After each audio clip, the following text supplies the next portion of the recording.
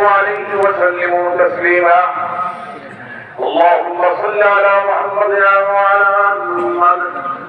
اللهم صل على محمد عبدك ورسولك وصل على المؤمنين والمؤمنات والمسلمين والمسلمات وبارك على سيدنا محمد وازواجه وذريته. قال النبي صلى الله عليه وسلم: ارحم امتي بامتي ابو بكر واشدهم في امر الله عمر واصدقهم حياء عثمان وعثمان علي وفاطمه سيده نساء اهل الجنه والحسن والحسين سيدا شباب اهل الجنه وحمزه اسد الله واسد رسوله رضوان الله تعالى عليهم اجمعين.